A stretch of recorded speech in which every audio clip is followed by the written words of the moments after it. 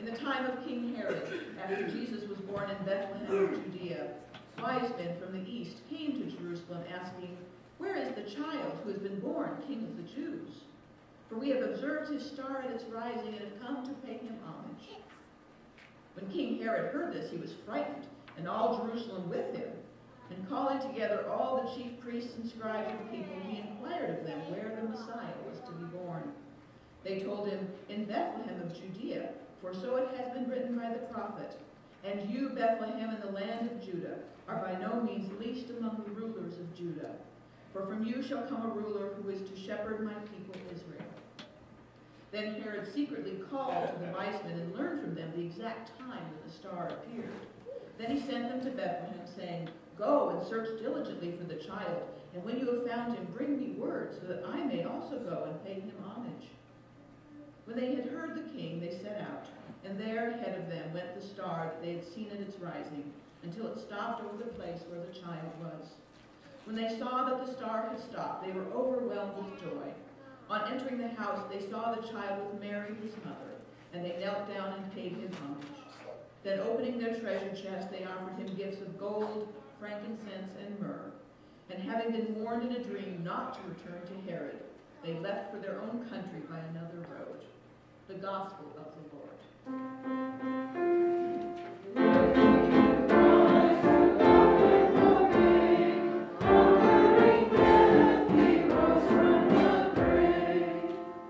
You may be seated. Grace to you and peace from God our Father and our Lord and Savior Jesus the Christ. As the wise men were following the star in their search for the new king, they stopped one night at an inn. The second wise man said to the third, "Did you bring the money?" "No," said the third wise man, "I brought myrrh." "Great," said the second wise man, "for all history we're now going to be known as the two wise men and the idiot who brought myrrh."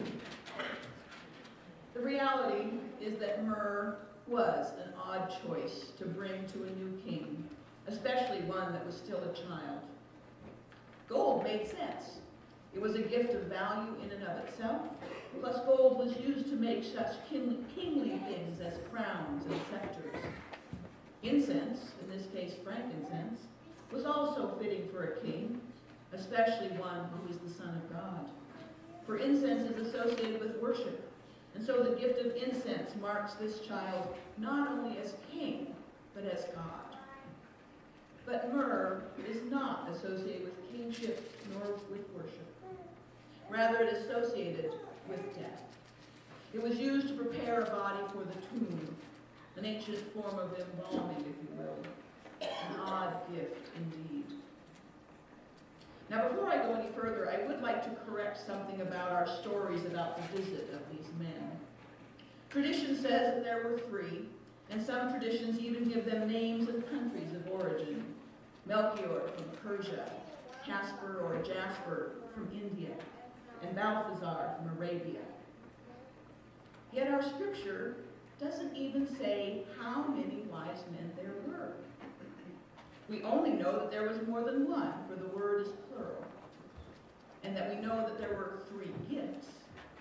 But it never actually says that there were three wise men. It might have been as few as 2, or it could have been 12, which was the traditional size for a group of magi in the East. That term magi is another common term for these wise men. It describes a priestly caste of a religion that studied the stars, and it was that study of the stars that brought them to Israel. The stars told them that a new king had been born. These wise men are also sometimes referred to as kings, as we will hear in our final hymn today. Though again, there is nothing in our gospel that indicates they were kings, only that they brought kingly gifts and had come to worship the new king. So back to the gifts: gold, frankincense, and myrrh. In the wise men's presentation of these three gifts, we have the representation of kingship in the gold, of worship in the incense, and of death in the myrrh. The first two symbols, kingship and worship, are immediately demonstrated by the wise men in their kneeling to pay homage to this new king. But the myrrh at this point is a foreshadowing of what is to come. And while it is true that all earthly kings die, no one wants to be reminded of their mortality during their childhood. It would be like giving a tombstone or a cemetery plot at the baptism of a child. We know that we are going to die, but no one wants such a vivid remember so early in life. And yet it is important that as we read these familiar narratives of Jesus' birth and childhood, these well-loved stories that we read during this joyous time of the year, it is important that we remember what this birth is all about. It isn't just about celebrating a new life, even one as special as this one.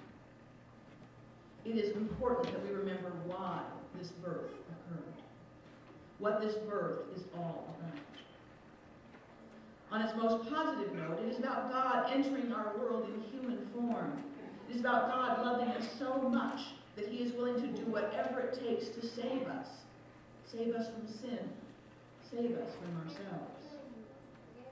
That's the not so positive part of this birth, that it was necessary for God to come to this earth to save us, because we are sinful, selfish, and self-centered creatures.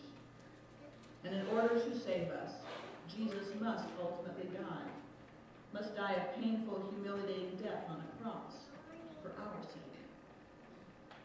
And so lest we get so caught up in everything that is joyous and beautiful about this season that we forget the end of the story, we must also remember why this joyous birth occurred and the ultimate sacrifice that this child will make as an adult.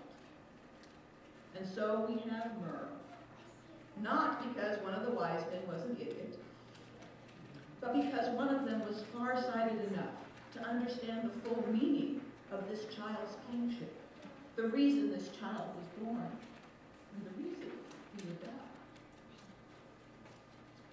As we remember the gifts of the Magi on this day of Epiphany, I think of what we might give to the Christ child, knowing, as did the wise man who brought myrrh, what sacrifices Christ will make for us. And I think of the last verse of the song, in the bleak midwinter. What can I give him, poor as I am? If I were a shepherd, I would bring a lamb. If I were a wise man, I would do my part. Yet what can I give